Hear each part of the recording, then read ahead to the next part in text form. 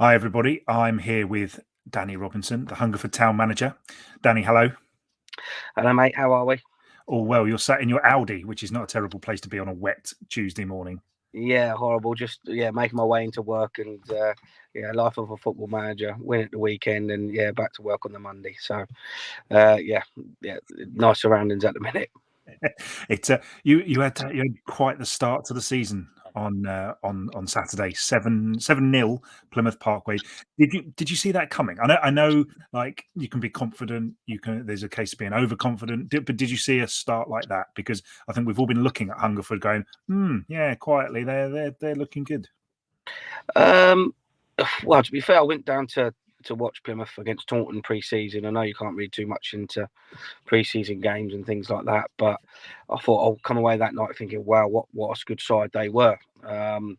Just how they moved the ball and they caused trouble, to your back line and things like that. And we just started well. I think, say we started well, they started better than us for the first 10 minutes, and we had a very, very lucky goal. And then, we just grew in confidence from there. And, we were ruthless at times. Everything, I think we've had one of those days, everything we hit went in.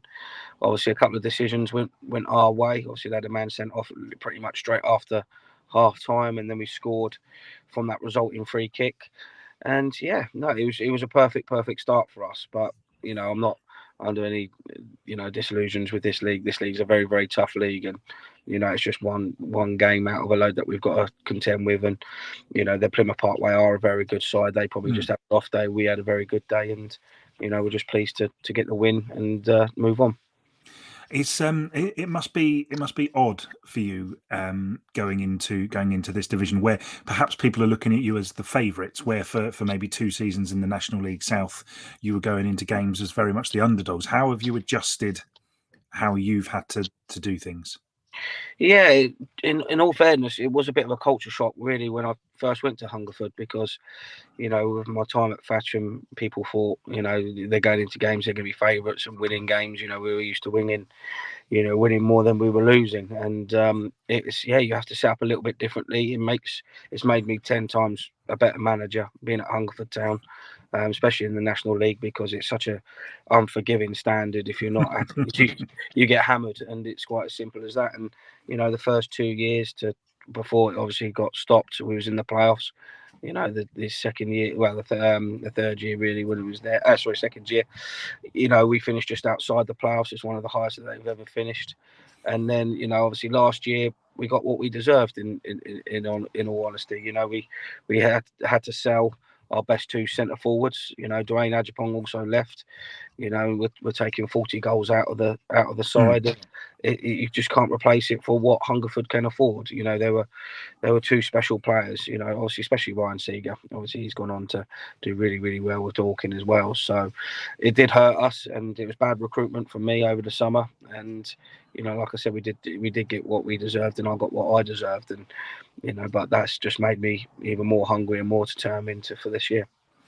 Did you when you kind of have those kind of summers? Because I think Pat, when we chatted to Pat, the former chairman, a couple of months ago now, he took it on himself to kind of say recruitment was not perhaps not where it maybe should have been, and I think he took responsibility for that quite well as perhaps he feels he should, but at the same time you can't keep pulling rabbits out of hats, can you? No, you can't. You can't.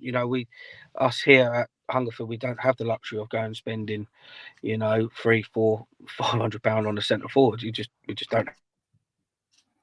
And we can't. And it's tough. And you're trying to find rough diamonds. You're trying to find people, players in the level below that, you think that you can do that level and everything like that. And we did get like I said, the recruitment at the first season, with people like Luke Kearney, Keith Emerson, people that have played long time in non-league football, Callum Wilmoth, Matty Partridge, people like that.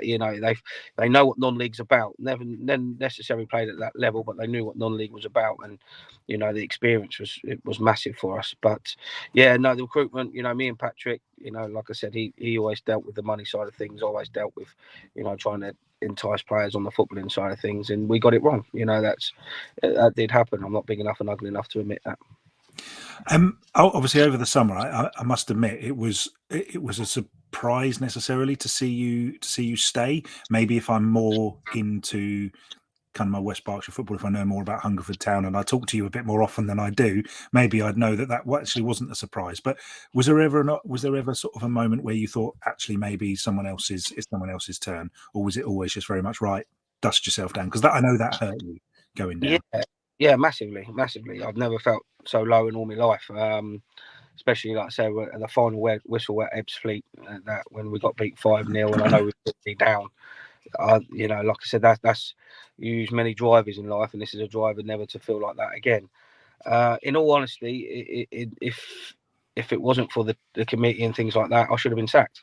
I'm not like, once again, like I said, it's that black and white for me. They've stuck by me. And in all honesty, Hungerford Town is a brilliant football club to manage because there's some brilliant people behind the scenes and everything like that. And they stuck by me, and I can't thank them enough for that. And why would I want to walk away from a club that would stuck by me by going down? Why would I want to walk away from people that believe in me? Because the new chairman has come in, the committee and everything like that, the meetings that we've had, been nothing but positive and brilliant. They fully believe in me, fully believe in what I can do as a manager and what my staff can do.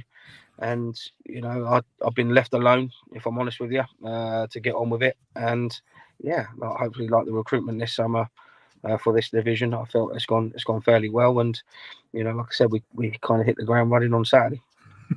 It certainly let's leave last season behind now. That's we've discussed that. I probably wanted to have a chat to you about that kind of maybe a couple of weeks ago, but we're firmly into the new season now. You've got what appear to be some brilliant players in. You've had a great first result. Obviously, one player that everybody knows about, especially around these parts, is Sean Moore. You've got Sean in. How exciting a player is that for you? I fell in love with him the minute he walked in the door. If I'm honest, just purely because of his personality. He's a larger than life character. He's a winner, and to top it off, he's a very, very, very good player. We didn't see the best of him in pre-season. Oh, excuse me, because the first pre-season game he got injured. He done his ankle and it swelled up, and he missed quite a bit of pre-season.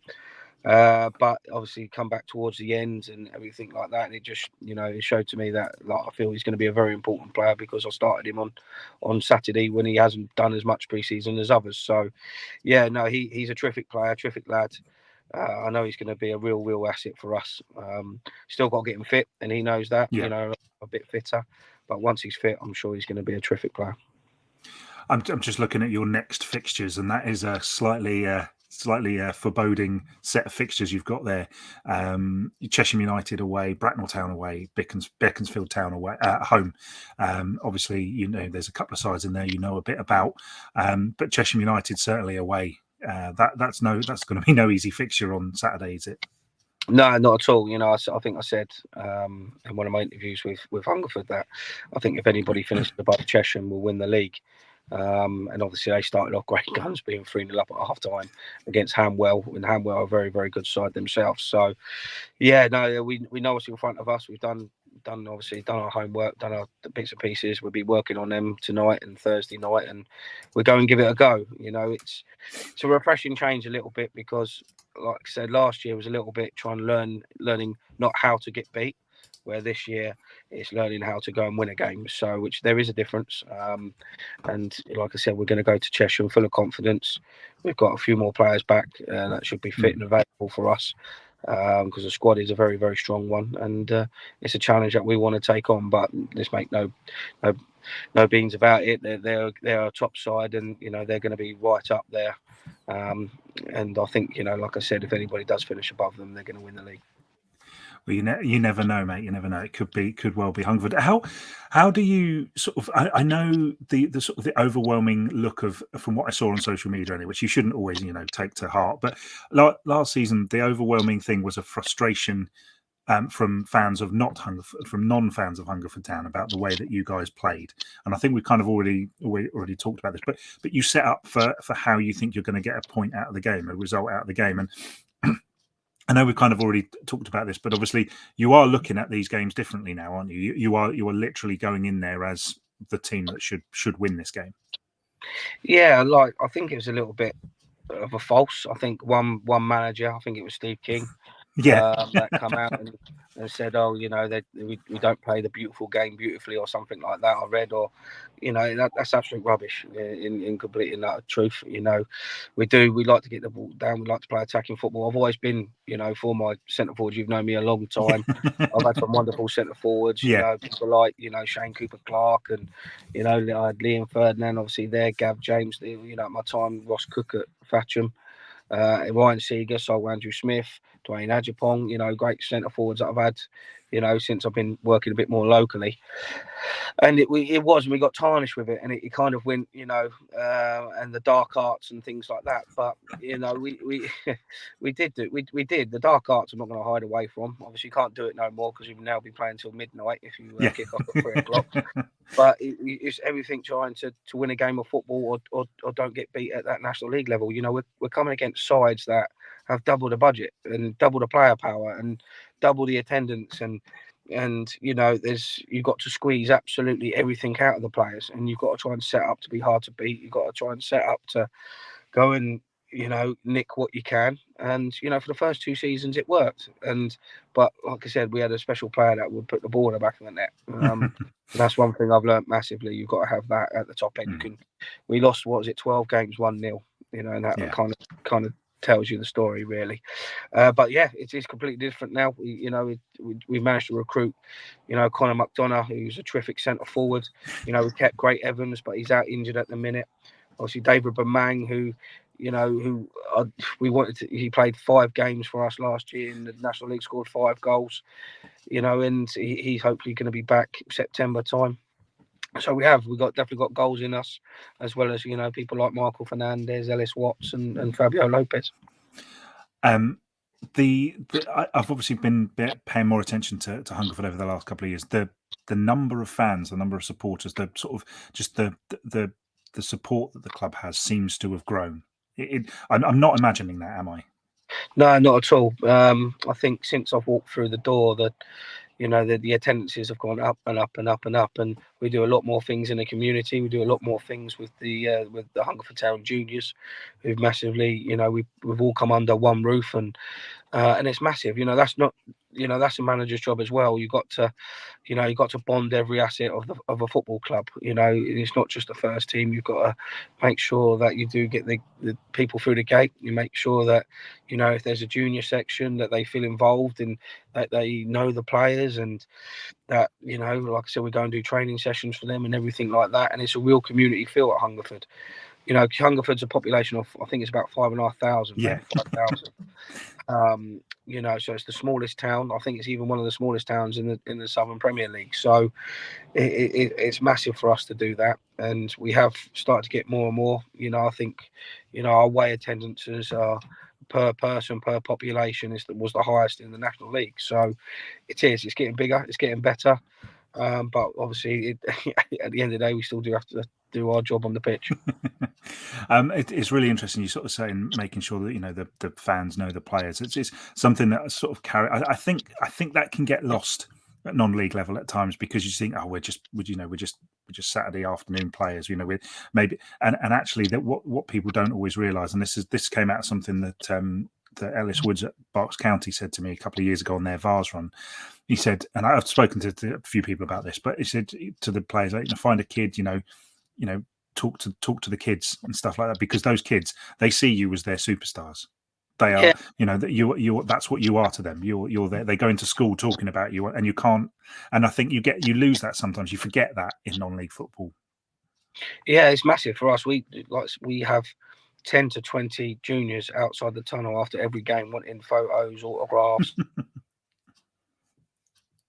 It's important that you give back to people that come and watch you. And like you said, I grew up, I went to Kingstonian when I was younger, and I remember players, Turkan Mustafa and things like that. I thought, they were unbelievable players, and I wanted to be like them. And and it is about giving back. I think you do find some people that are a little bit It's just about me and and what happens at 90 minutes, and regardless what comes with the rest. But I'm not like that. My football club's not like that. It is about giving back to people that pay their hard-earned money.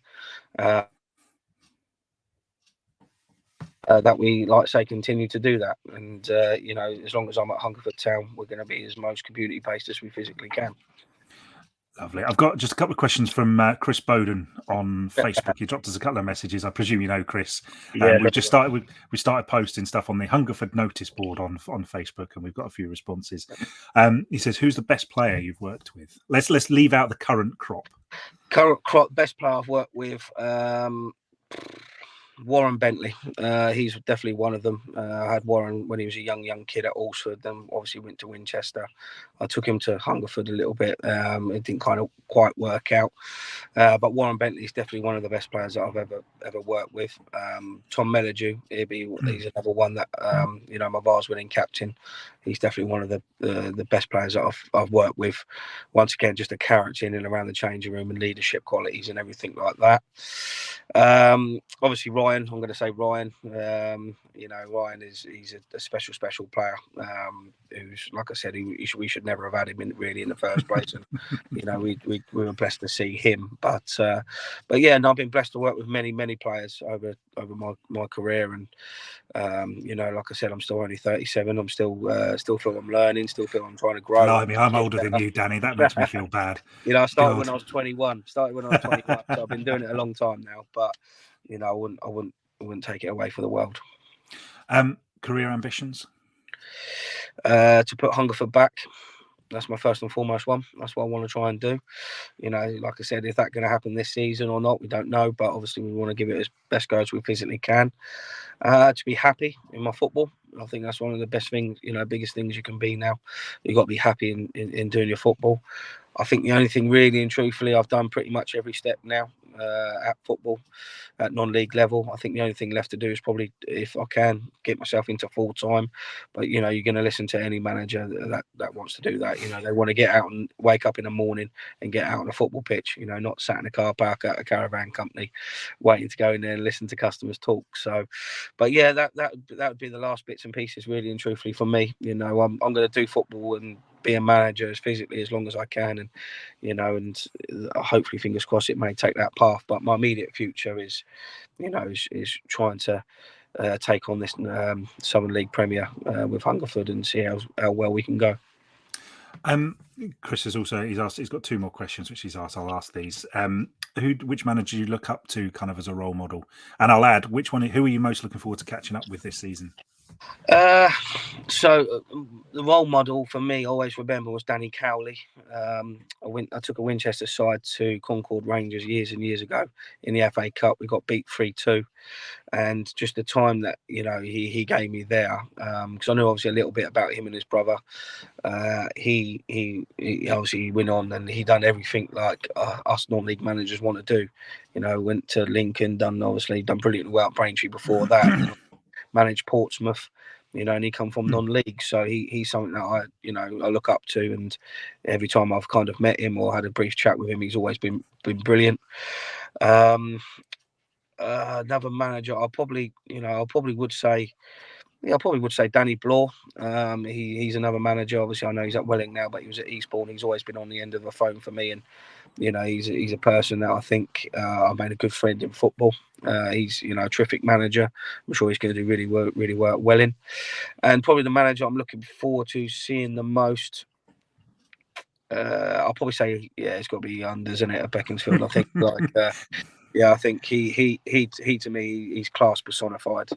He is, really and truthfully, and I wish him well. Obviously, not the following Saturday, but he's a class act, and he really deserves like I said, the brilliant things with Bakes, obviously at Slough. Yeah. And now, obviously, I know he's gone out on his own and things like that. Pretty much like I did. I started off as a joint, and then I went out on my own. He's brilliant. He's a brilliant manager, a brilliant man, first and foremost as well. And like I said, I wish him all the best, but not next Saturday. I have one final question. I have been absolutely fascinated, and there's some wonders for page views on our website. What's the Bristol Rovers connection? Bristol. So that just come about, really and truthfully. You know, when like say you get players that are listed for loan and everything like that, and then at the time there was a chap that worked for us. He said, look, we got a goalkeeper at Bristol Rovers for the start of next year called Jed Ward, would you be interested in? And it just started from there. We got really good connection, really good relationship with them, with Swindon, and with to be fair, with Wickham have just been as good as what Bristol Rovers got. But the two lads that we had from Bristol Rovers last year, in, you know, Jed Ward obviously now at Wealdstone, and, you know, going back to one of my favourite players to work with, you know, Ryan Jones was unbelievable. He was, you know, I forgot about him, but he's a special player. And yeah, we just sometimes with loanees, you don't know how they're going to go, or you don't know what you're going to get from them. But those two really bought into everything, and I know the experience at Hungerford Town is going to make them a lot more stronger and a lot more better. And I was chuffed that they both got extra deals to stay on at Bristol Rovers. I was going to say, yeah, they both got high words of praise from Joey Barton, didn't they? And they both got extended deals. So hopefully that, as you say, that Hungerford Town moment puts them in good stead for the future. Well, Danny, I wish you the best of luck going into the weekend against Cheshire United. It's a bit taskmaster. I don't watch the show. I don't even know why I've said it. I've got absolutely nothing more to add on that one. But it's the Taskmaster sponsored club, so it's going to be a bit of a challenge for you guys. But I wish you the very best of luck. Anything you wanted to add, Danny? Just quickly, anything the fans can look forward to? Yeah, no, like just hopefully we can, you know, continue what we started on Saturday, and, you know, to grow Hungerford Town, not just obviously on the pitch but off the pitch as well. And yeah, fingers crossed we can continue to move on and grow together. Cheers, Danny Robinson. Thank you very much. Cheers, bud.